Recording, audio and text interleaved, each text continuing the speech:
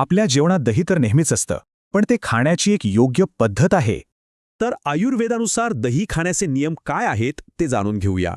आयुर्वेद सांगतं की प्रत्येक पदार्थाचे स्वतःचे खास गुणधर्म असतात. दह्याचा पहिला गुणधर्म म्हणजे ते गुरू आहे, म्हणजेच पचायला जड असतं. आणि दुसरं म्हणजे ते कफ वाढवतं, ज्यामुळे शरीरात जडपणा वाढतो.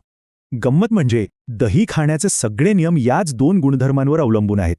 मग प्रश्न येतो, दही खाण्याची सर्वोत्तम वेळ नेमकी कोणती?